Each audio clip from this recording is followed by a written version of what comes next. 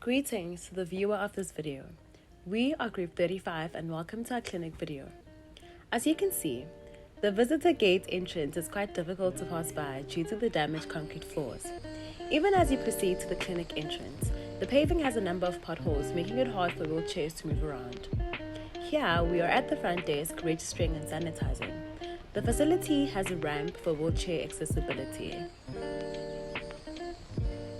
As you can see, the reception window is at a height that is appropriate for wheelchair users, making it easy for patients in need to communicate with nurses and admin at the reception.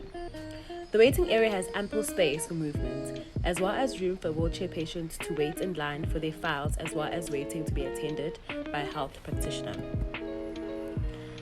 After gathering the documentation, we followed the doctor who took the patient's vitals. The vitals were taken in the hallway, and the procedure went smoothly with no issues.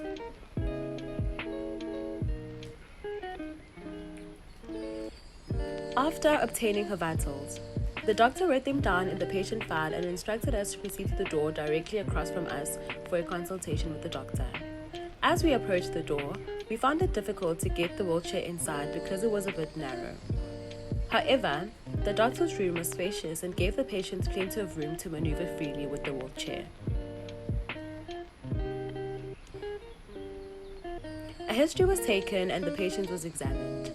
He assessed her and prescribed medication.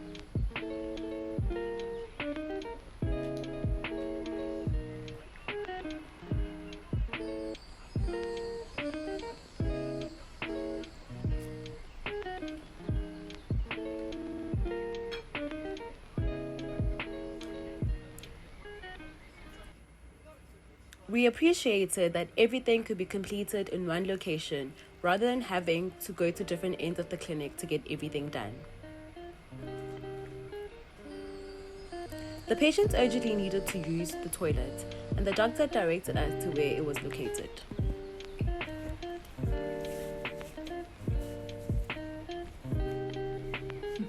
There are no toilets specific for wheelchair users, so as we move from the doctor's room to the bathroom, we find the space to be small.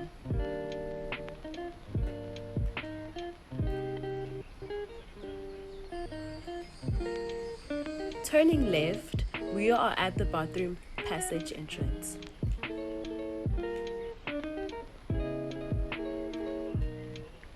We encountered difficulties as there are oxygen tanks put in the way. We have to maneuver around them.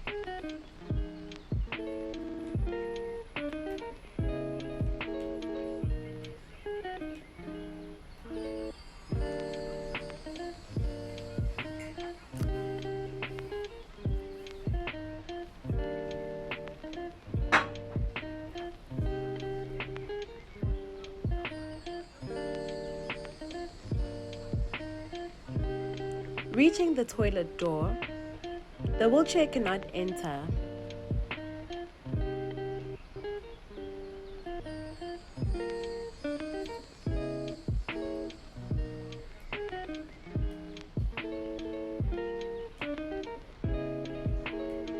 As demonstrated, one would need a strong companion or a nurse assistant that would lift them up and put them on the toilet seat. Otherwise, it would be an even greater struggle. In conclusion, the facility has implemented basic infrastructure to accommodate disabled people, for example the ramp, but has however failed to consider this group of people in other areas in order to facilitate ease of access. A disabled person visiting this facility would have to be accompanied by a person who is physically endowed in efforts to have a convenient experience. It is quite evident that accessing the toilets was the biggest challenge, and this facility can tremendously improve in this area. Overall, this clinic has been moderately successful in making efforts to accommodate those who are disabled.